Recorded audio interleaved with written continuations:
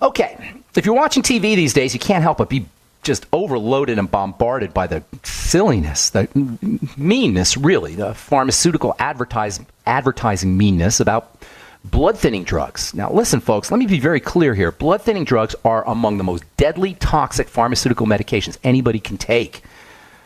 Now, sometimes you need blood-thinning drugs if you have an emergency. That's because blood clots under emergency conditions. If you're dealing with sticky, clotted blood, your body thinks its death is imminent. Blood clotting is one of the ways the body protects itself. It used to be the blood-thinning drugs were used to keep the circulatory system, the blood flow, operating correctly after surgery or after a heart attack or after a stroke. These are all emergency conditions to the body. Surgery is a major emergency to the body. Your body doesn't know it's been in the operating room. It thinks it's just been eaten by a tiger. Heart attacks, strokes, circulatory issues, these are all conditions where the blood will clot as one of the body's attempts to protect itself. So they used to use blood-thinning drugs after surgery. They still do. Or after you have a heart attack or after you have a stroke, they're used to prevent strokes.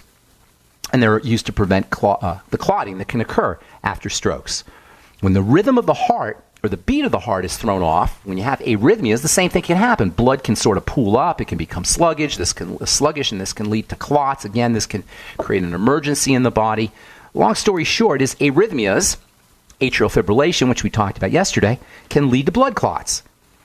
So even though blood-thinning drugs aren't going to prevent arrhythmias, they're being used to prevent secondary problems from the arrhythmias, namely blood clots. They're used as a preventive measures. Doctors are dispensing these drugs to keep the blood from clotting for people who have AFib, atrial fibrillation, VT, ventricular tachycardia. These are all fancy schmancy medical terms for when the heart rate is thrown off. Remember, the heart is conducting electrical energy in this super organized fashion, but when there's inflammation and when there's fibrosis and when there's lack of nutrition and lack of oxygen, general messed up condition in the body, heart rhythm can be thrown off, and doctors will use anticoagulants, blood-thinning drugs, to keep clots from occurring and then to keep strokes from occurring. But here's the deal with these types of drugs. For one thing, like most drugs that affect the blood circulation, they're incredibly toxic. Really toxic. The original blood thinner, warfarin or Coumadin, that was like a poster child for the deadly nature of drugs. Even non-medical folks that know that warfarin or Coumadin is like a synonym for rat poison. It is rat poison. It's the way you kill rats. You give them Coumadin. That's because you're not supposed to be messing with the circulatory system. You're not supposed to be messing with how blood flows. You're not supposed to be messing with the liquidity, the flowingness of blood, or the constriction or dilation of blood vessels. You're not supposed to be messing with the circulatory system with prescription drugs, period. If you have an emergency condition, that's one thing. But as a preventive measure, as a daily dose, this is ridiculous. From a pharmaceutical perspective, it's absolute idiocy to poison the circulatory system. Idiocy, idiocy, idiocy with a capital I. And even though the new blood thinners, and there's lots of new blood thinners out now, even though these things are supposed to be less toxic and they're touted for their convenience, you see these wonderfully healthy people on TV saying, oh, now I can use my Plavix and I don't have to have my blood tested all the time the way I used to with Coumadin. Even though you don't have to have your blood tested all the time with these new anticoagulants, they are still fraught with danger. They still have lots and lots of side effects. Blood clotting is an emergency response. Sticky blood is an emergency response. It's a sign that the body is in fight or flight mode. It's a sign of distress. Sugar is a major stimulus for blood clotting. Lack of oxygen is a major stimulus for blood clotting. Even emotional and mental issues, the mental and emotional stress can cause the blood to become sticky. Certainly digestive distress is a major problem for blood clotting. All of these are issues that need to be addressed. Lifestyle issues, not doctor issues. I'm Pharmacist Ben. You're listening to The Bright Side. 877-300-7645 is our number. We'll be back right after this. A couple more things we'll say here about the circulatory system, and we're still talking about these really cool gas hormones, which have a critically important role to play when it comes to healthy blood, when it comes to healthy blood circulation, when it comes to a healthy heart as well. So blood clotting is a sign that the body is in distress. It's one of the ways the body protects itself. If the main threats to the body are famine and starvation, as well as a as well as being eaten by wild animals or wounding or trauma of some kind. And blood clotting is one of the ways the body will keep itself from hemorrhaging to death. In general, it's part of the generic stress response. It's a sign of distress. If your blood is clotting, this is a sign that the body feels threatened. And really, it's generic in this sense. Immune suppression, which can lead to cancer or can lead to autoimmune problems, those are signs that the body feels threatened. Constipation is a sign that the body feels threatened. Changes in blood sugar can be a sign that the body feels threatened. Anxiety, insomnia, sexual problems, infertility, lack of libido. These are all signs that the body feels threatened, and certainly circulatory issues, blood pressure issues, blood clotting issues, heart problems, tachycardia, a fast rate, heart rate, or arrhythmias are all signs that the body feels threatened. So the body feels threatened, logic tells you, let's calm the body down. There's no drugs that can do it except maybe to poison the body, to dumb the body down. If the body needs to be calmed down, it needs to be calmed down with oxygen, it needs to be calmed down with nutrition, it needs to be calmed down by eliminating toxicity, of which sugar is a major toxin. Blood clotting is a sign of distress. In this way, blood clotting is part of a syndrome, as part of symptoms that reads almost like a checklist of everything that can go wrong in the body. Anxiety, infertility, insomnia, constipation, hypertension. All of these are generic manifestations of the stress response. The circulatory system and the blood are particularly sensitive to this fight or flight response. It's called the sympathetic nervous system response. The sympathetic nervous system is your emergency nervous system. And I know that's kind of a big phrase, a big word, sympathetic nervous system. Just think your emergency nervous system. And it can be caused by digestive toxicity, food toxins, nutritional deficiencies, lack of oxygen, inflammation that follows all of these issues, mental issues, emotional issues, worrying, anger, jealousy. All of these can initiate the blood clotting response, can initiate the hypertensive response, can initiate anxiety and insomnia, and all of the generic ways the body responds to emergency. Hypertension is a classic health challenge and affects millions of people. Doctors will tell you, well, it's essential hypertension. That means we don't know what causes it. Can you imagine this? Your doctor actually has a name for hypertension, high blood pressure that nobody knows what causes. They call it essential hypertension. That means we don't know what causes it. Well, I'm telling you what causes it. There's only one thing that causes it: emergency, stresses, distress. It's essential because your doctor doesn't know what causes it. That means essential. It's just part of you. When something's essential, it's just part of the basic foundation of something. An essential nutrient is a part of the basic foundation of your body. An essential disease is part, supposedly anyway, part of the basic foundation of your body. So essential hypertension is just who you are, according to the medical model anyway. But it's not just who you are. Nobody's supposed to have hypertension. Hypertension is a sign of distress. The body will clamp down on the blood vessels in the extremities, and the fingers and the toes, the outside part of the body, to increase the pressure in the core. It kind of clamps it down on the outside to increase the pressure on the inside. That's called hypertension. And this process is tightly regulated. It's not supposed to be messed around with, and consequently it requires really heavy-duty poison to override. That's why blood pressure drugs are among the most deadly toxic drugs you could ever take. Calcium channel blockers and beta blockers in particular. But all of them. Even diuretics, which are supposedly the most mild of the antihypertensive, the blood pressure drugs. Even diuretics are serious medicine because they're messing around with your minerals. They're messing around with how you excrete minerals. The body's not supposed to be played around with this way. Blood clotting is also a generic manifestation of the stress response. It represents the body's attempt to prepare for wounding, to prepare for a wound. This is why post-surgery everybody gets blood thinners, because that's a major type of wounding. Blood clotting is the way the body prepares for being eaten by a wild animal. That was a major stress that our body had to deal with for most of its 500,000 or more year existence.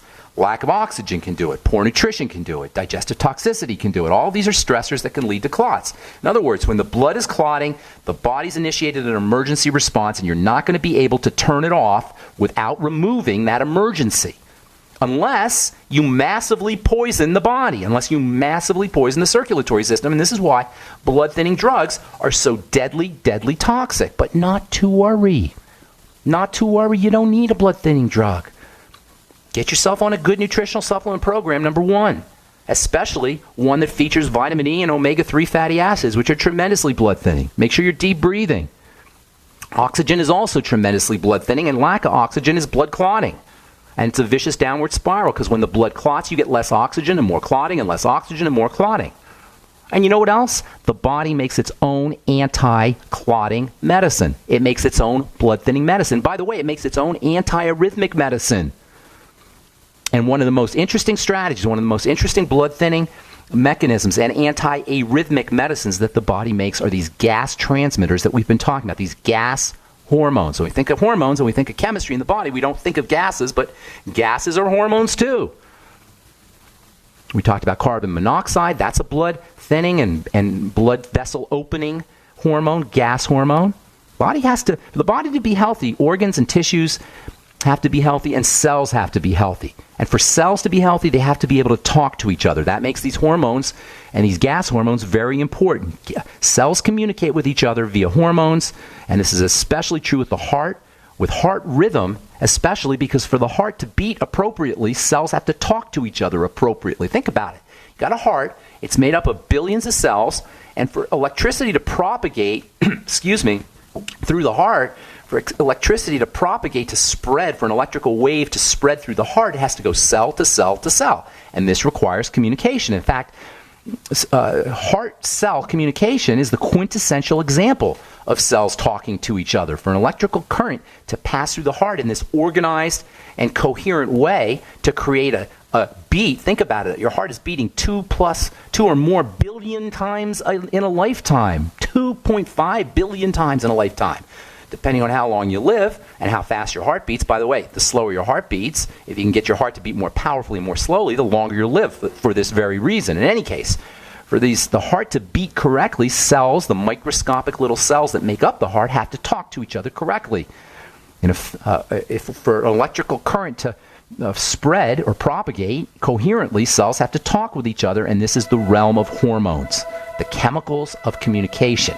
Lots of hormones in the body, but the most fascinating, or among the most fascinating anyway, are the gas hormones, and they're really important for heart health and for the health of the entire circulatory system. We talked about carbon monoxide as a gas transmitter. Everyone knows that it's a deadly toxin in high concentrations, but carbon monoxide in small concentrations is critical for the heart and for blood vessels and for maintaining blood flow. And there's a second important gas hormone. I love this stuff. I'll tell you what I mean when we come back from our break. I'm Pharmacist Ben. You're listening to The Bright Side. So, we're talking about these hormone health, specifically gas hormones. We've talked about carbon monoxide as a gas hormone. These gas hormones, they spread over vast quantities, relatively large quantities of cells. And as they spread, they create effects. And the reason these gas hormones are so important is because they can affect relatively large areas in just a single squirt, if you will, or a single mist. They're misted out of cells. Carbon monoxide is the first of the gas hormones. The second one is really cool stuff. I love this stuff. The second one, the stinky gas hormone, is super relevant for the heart and for the circulatory system. It reduces the formation of fibers. Yesterday we talked about how atrial fibrillation can be caused by secretion of fibers and inflammatory effects in the heart, usually when the heart starts to get damaged from long-term sugar, long-term lack of oxygen, long-term digestive toxicity, long-term stress. You get little microscopic holes that form in the heart, and those microscopic holes get filled in with fibers. And when you have these fibers filling up the microscopic holes, it's a good temporary Band-Aid. But when you have a lot of them, electrical conductivity can be thrown off, and this is where you get your AFib, you get your rhythmic problem. So it's caused by fibers being formed to prevent damage to the heart.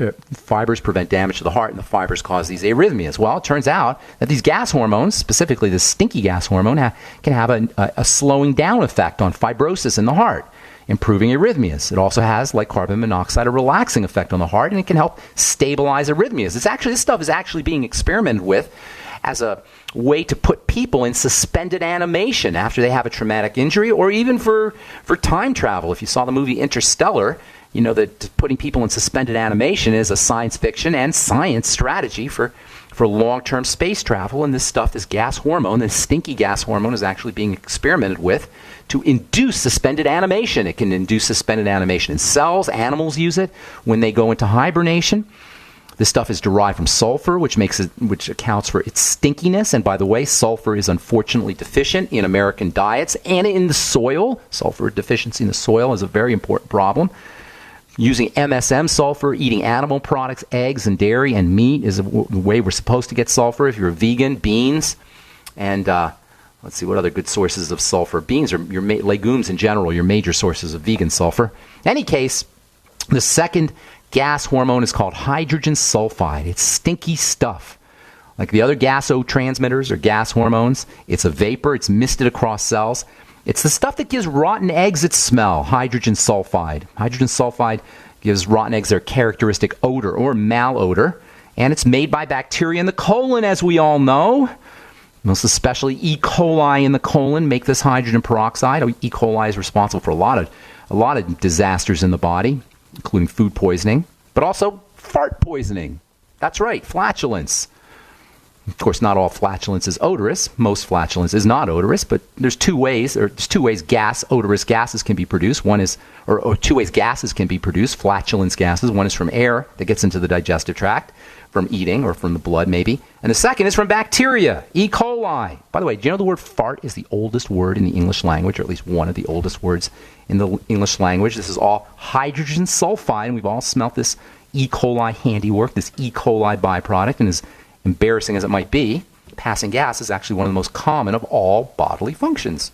In case you were wondering, the average person passes around 3.5 gallons of gas a day. Can you imagine this? So 14 incidents a day. Anyway, we'll talk about all this tomorrow as we continue talking about this very, very important gas transmitter that is so critical for cardiovascular health, so critical for relaxing the body, so critical for the circulatory system, hydrogen sulfide. We'll continue talking about that tomorrow. Our number today on the bright side, 877-300-7645. We do have lines open for you. Time to take our first phone call of the day. Let's go off to Nebraska and welcome Dan to the bright side. What's up, Dan? How you doing, buddy? Oh, I'm good. The reason I'm calling you is the skin problem. Okay. I've got, they're kind of flaky warts on the back side of my knees, on the top of one foot, and on the side of one leg. What makes you think they're warts, Dan? Why do you say they're warts? Well, because I had them analyzed, and they told me it was caused by the HPV. Okay, so they actually tested it, and they said it was a viral wart. Yes, sir. Okay, because sometimes they'll just say it, and they don't necessarily test it, or sometimes we just look at them. I was talking to my friend last weekend. He had a bunch of stuff on his hands. He's a diabetic, and he thought they were warts. By the way, diabetes and hand problems, skin problems go hand in hand. So anyway, a couple of things. If you have warts, HPV, you want to think about the immune system, the body's defense system. It means for whatever reason the body's defenses are not doing their job. They're not killing the viruses. Usually that means probiotics and good bacteria, or it means messed up bacteria in the gut. First thing to think about when you have an immune problem, whether it's showing up as shingles, or whether it's showing up as cold sores, or whether it's showing up as HPV virus, warts on the hand, or whatever kind of viral infection you have, the first thing you want to think about is the immune system is not doing its business. And the immune system doesn't do its business for several reasons. One of the most important, though, is that means messed up, DYS, dysbiosis, messed up gut bacteria. So the first thing to do is fix the digestive system and use probiotic supplements and fermented foods for that matter. Now, most people who have viral infections will know that they have a history of digestive issues, a history of constipation, a history of diarrhea or blue stools, a history of heartburn, history of bloating, history of discomfort. Any of this sound familiar? Gluten intolerance, digestive intolerances. Any of this sound familiar, Dan? Yes, it does. Okay, so that's the first thing to think about. And believe it or not, it's counterintuitive in the sense that we don't make these connections, but they're very important to make. If you go to the doctor, he's going to treat your symptoms as if it was just hanging in midair, not connected to anything else. That doesn't work. You got to connect the dots. First, you got to collect the dots, and then you got to connect the dots. So the digestive dot is the first thing to look at, and that means using fermented foods and probiotics. If you're on the longevity products, get yourself on the Biolumin Nightly Essence, which is my all-time favorite probiotic supplement. There's lots of good probiotic supplements. That's my favorite. I like it better than the Flora FX and the root beer belly. You also get digestive enzymes in the Biolumin Nightly Essence probiotic. The Z Radical and the Fucoidan Z, both of which contain fucoidan, That can help coat the digestive tract, and that can help prevent things from getting into the blood. That's also very important for all digestive health issues. It also will help support the immune system using the Fuchs Z, especially 2 capsules in the morning, 2 capsules at night. For the probiotics, the Biolumin Nightly Essence, 3 capsules in the morning, 3 capsules at night. Then there's some great nutritional supplements for strengthening the immune system, non-digestive wise. I'll tell you what those are when I come back from a break, Dan. Hang on, don't go away. I'm Pharmacist Ben. You're listening to The Bright Side. We'll be back after this. Okay, we're back talking to Dan in Nebraska about skin problems. Dan, number one, digestive issues. Focus on gut bacteria. Get on the probiotics, the fermented foods. Get a book called The Art of Fermentation. Anybody out there who's interested in working with the gut, working with fermented foods, and it's so important to take care of this bacterial issue in the gut.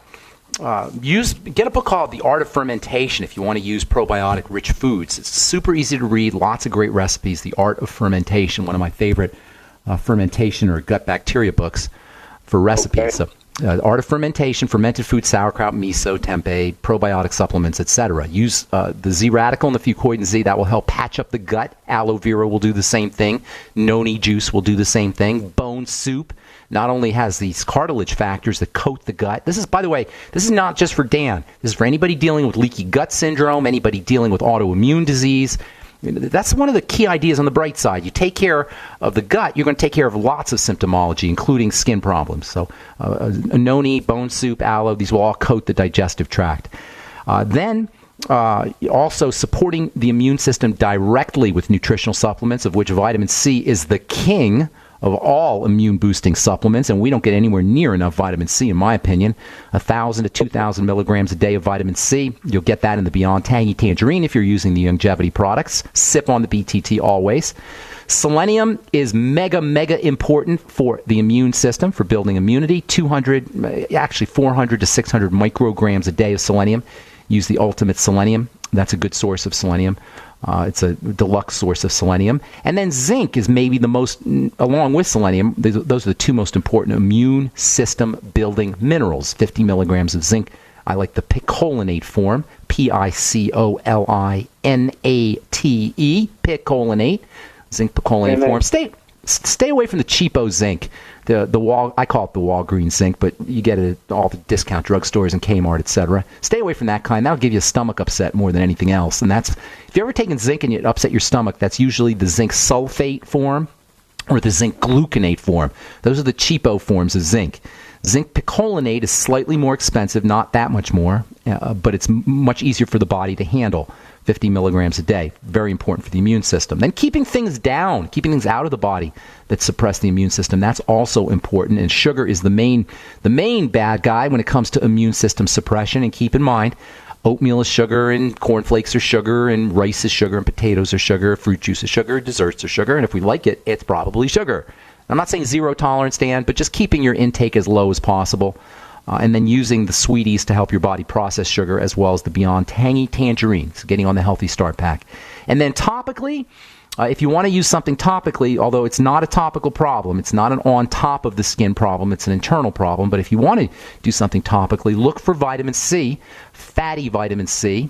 It's a special type of vitamin C that dissolves in fat and will go into the skin. Again, like with zinc, you want to stay away from the cheapo topical vitamin C and go with a little more expensive version. And I have my Truth products coming out here, hopefully in the next few days. I'll tell you about on the radio program, and those will feature this very special premium form of vitamin C, which is not only good for building skin immunity, but it's also good for preventing wrinkles, for protecting yourself from the sun, for moisturization, for healing from cuts and scrapes and post-surgery. In fact, I developed the products in my pharmacy for post-surgery. So they're good for just general healing, but also they may help you with your HPV. And I hope that's a lot of information. I hope that helps you, Dan. Is that okay? Yes. Anything else? Yes. Anything else you want to ask? Anything else? The Truth products will be out this coming week. Yeah, we just finished the website yesterday. Got a little more tweaking to do, and that's pretty much the last step. But just keep listening to the program. And we're also going to run commercials on GCN, so you'll be hearing about it for sure. Super. Okay, good deal, Dan. God bless you, my friend. I hope everything works out for you. All right, so we got... thank you, Dan. Good luck. Have a beautiful day and happy holidays.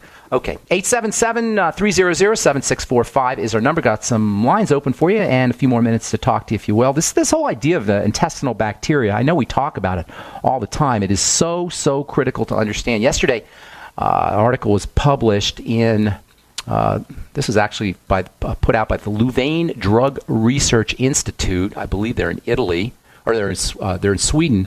Check this out.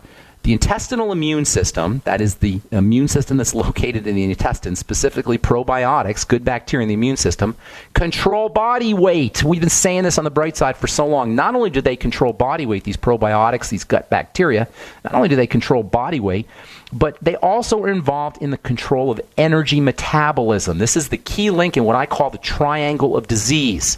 The 3 points of disease that are underneath every single health challenge any human being can face. The 3 points, as you know if you've listened to this program, the digestive system, the blood sugar system, and the so-called, or at least I call it, the adrenal thyroid complex. Once the digestive system gets messed up, the blood sugar system gets messed up. Once the blood sugar system gets messed up, the adrenal glands, the stress glands, and then the thyroid become suppressed, and that's where we're off to the disease races. But the key point here is, according to these researchers, the intestinal immune system, which is largely made up of the probiotics, the good bacteria in the gut, the good bacteria in the intestine, the intestinal immune system controls energy metabolism, and this is where the second link of the triangle of disease comes from, the connection between dysbiosis, messed up gut bacteria, and diabetes. And you know, everybody knows that diabetes and hypoglycemia and blood sugar issues are an epidemic. An epidemic. 1 out of 3 Americans. And by the way, just because the doctor said your blood sugar is normal doesn't mean it is. There's no such thing as normal. Normal is a word that is made up to refer to statistical measurements. Just because your statistics are normal, your numbers are normal, doesn't mean that your blood sugar is normal. There's a commercial now running on TV, love your numbers. And that's what the drugs do. This is what the medical model does, is it fixes numbers. It doesn't fix health. We're still sick. We still have messed up blood sugar, but our numbers are good. In any case, once the bacteria get thrown off in the gut, it's a short hop to diabetes and blood sugar problems. This is the key link. In fact, it's even more important than the third point of the triangle of disease. Once you take care of the blood sugar, and then you take care of the digestive system, the entire disease process will come tumbling down like a house of cards. That means autoimmunity will improve. That means you'll have decreased risk of cancer. It means your skin health will improve. You'll have more energy levels. You'll feel better. Your sex life will improve. You'll be more likely to be fertile if you're trying to conceive a baby. Your cardiovascular symptoms will improve. Your heart health will improve. Your arrhythmias will improve. Your blood pressure will improve. Your blood clotting will improve. Your brain health will improve. Your Parkinson's disease, your movement disorders will improve. Everything will improve. In fact, all health conditions will reverse. All health challenges will reverse. I don't use the cure word. I say reverse to their normal healthy state once you focus on the blood sugar system and the digestive system. Lots of ways to do it, but the most important thing to understand is you don't need a doctor. That means doctors are irrelevant, unnecessary. Once we take care of this thing ourselves, the medical model will have to find a job. The medical model will have to find a real job where they produce something of value. You think the medical model produces anything of value with the exception of healing emergency conditions or stitching the body up after an emergency? No, it doesn't do squat to help us feel better, except perhaps to improve our symptoms. It doesn't do squat to improve our health. What we can do is we can take care of our blood sugar simply by changing the way we eat, using nutritional supplements, the chromium, vanadium, the sweeties, B vitamins from the Beyond Tangy Tangerine, and most importantly, focusing on digestive health. That's the message of the bright side. That's why I call this the bright side. That's the message of the bright side. We can do this ourselves. Nobody needs to be sick. Nobody needs to interface with the medical model. And even though there's 4 billion prescriptions served, only God knows how that ever happened, 4 billion prescriptions in a country of 300 million, 12 to 13 prescriptions a person per year, and I don't take any, so somebody's taking 26 or 24. And if you don't take any either, that means somebody else is taking 36 a year, and I know they're out there because I'm a pharmacist. I've seen them doing it. I've filled the prescriptions. Nobody needs a prescription. if you understand how to take care of the body on your own. We can do it ourselves, friends. We can do it ourselves. This is a message of empowerment that says no matter what your health challenge is, reversing that health challenge is something that we can do ourselves. Get on a nutritional supplement program. Job number 1. Fix the digestive system. Use probiotics. Eliminate problem foods. Get on the Suero V and the probiotic-enriched cheese and the Amazine and the rest of the Jordan Rubin probiotic-enriched products. Use the Beyond Tangy Tangerine. Practice deep breathing. 2 minutes a day. 1 minute in the morning, 1 minute at night can change your life. Use mental and emotional strategies. Meditate. Relax the body. Lighten up. These are all wonderful health strategies we can do ourselves to improve our health ourselves, to improve our longevity ourselves, and to reverse any degenerative disease health crisis ourselves. All right, that's all the time we have for today. Thanks for listening, friends. I'm Pharmacist Ben. We'll be back at you tomorrow. We'll continue talking about hydrogen sulphide, the stinky gas hormone that's so important for cardiovascular health. Thanks for listening. Have a wonderful, awesome, spectacular, beautiful day. We'll talk to y'all later, folks. Bye for now.